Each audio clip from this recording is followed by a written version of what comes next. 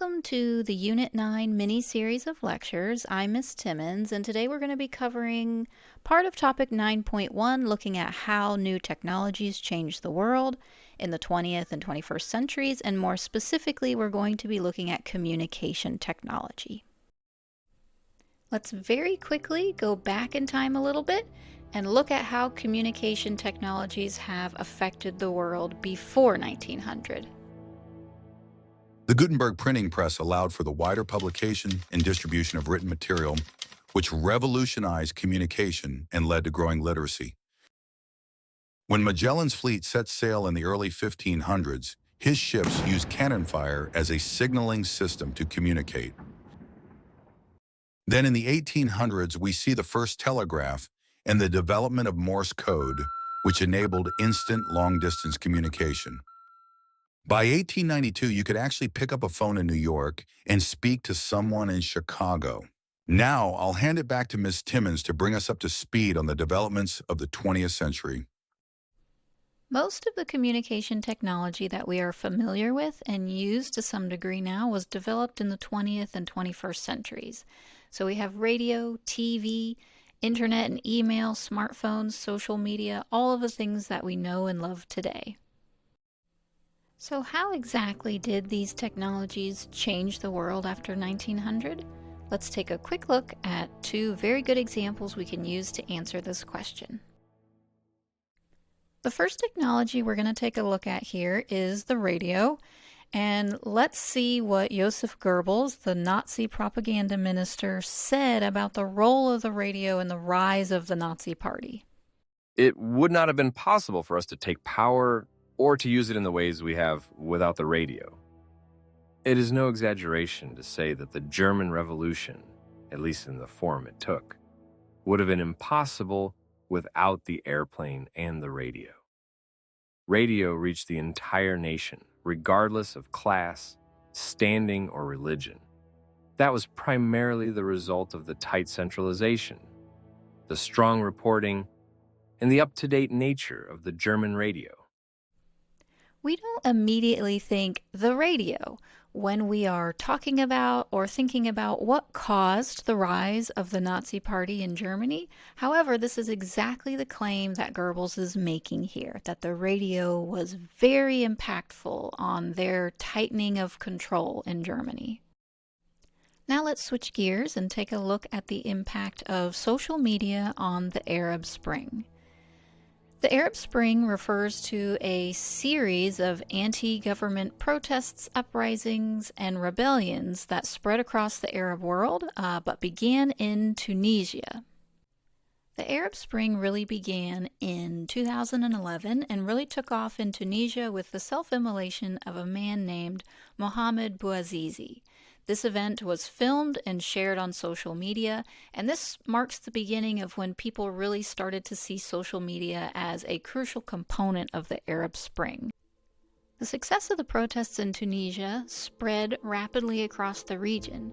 Protesters in places like Egypt, Libya, Syria, and other countries saw how digital activism could challenge authoritarian rule, and this led to a domino effect of uprisings. Social media platforms like Facebook, Twitter, and YouTube allowed activists to share real-time updates, images, and videos of protests, government crackdowns, and human rights abuses. Hashtags were also utilized, and in Egypt they had hashtag January 25th, and in Syria there was hashtag Syria protests, and these helped unify movements across different cities.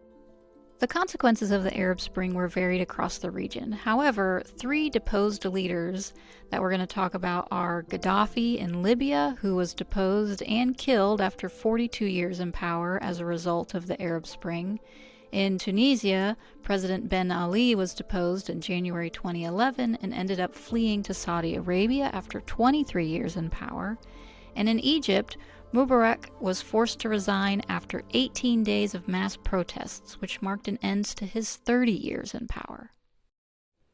Now that we've discussed the radio and social media's impacts on a couple big world events, what exactly are we going to do with this information? Well, we're going to practice SAQs. We're going to use what we learned today to practice a no stimulus SAQ. So there are no passages or images given, it's just the question.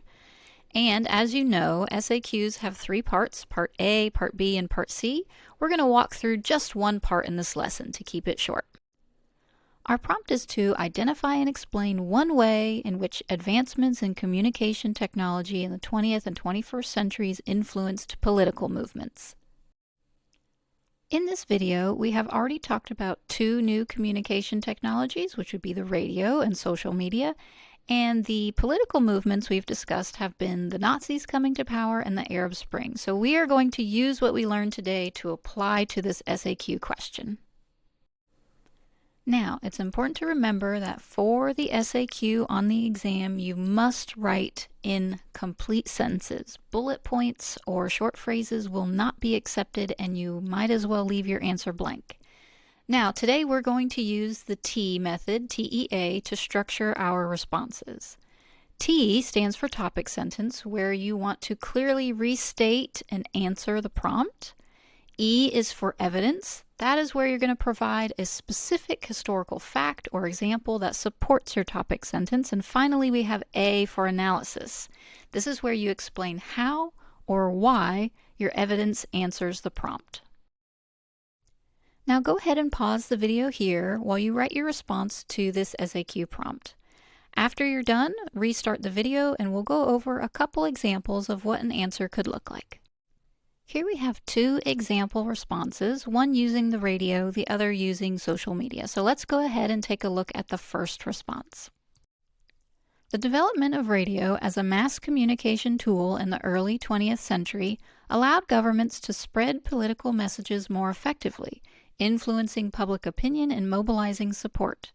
In Nazi Germany, the regime used state-controlled radio broadcasts to disseminate propaganda, promote Hitler's ideology, and rally nationalistic support, ensuring that even those in rural areas were exposed to Nazi messaging. By controlling radio communication, the Nazi government was able to manipulate information, suppress opposition, and create a sense of unity, which significantly contributed to the Nazi Party's rise to power. Now let's break this down, beginning with our topic sentence, where we answer the prompt. The prompt asks us to identify and explain an advancement in communication technology, which we have here, the development of radio, and to explain how that technology influenced a political movement, which we do that later in our topic sentence by saying that the radio allowed governments to spread political messages more effectively, influence public opinion, and mobilize support. Now our next sentence is our evidence sentence, where we want to talk about a specific historical fact or example. So in our topic sentence, we were a little broad, just saying governments in general and how they could use radio. Here, we are talking specifically about the Nazi regime's use of state-controlled radio broadcasts to do what they needed to do, which was disseminate propaganda, promote their ideology, and rally support. Now we get to the analysis part of the SAQ, where we want to be able to explain how or why our evidence answers the prompt. So we know that our evidence is the use of radio by the Nazi Party. So how did that use of the radio by the Nazi Party result in a political change? And if you look at this last sentence here, we say that by controlling radio communication, the Nazi government was able to manipulate information, suppress opposition, and create a sense of unity. That is our how. And then if we keep going, we talk about how that significantly contributed to the Nazis' rise to power. And the Nazi rise to power is the political change we are talking about.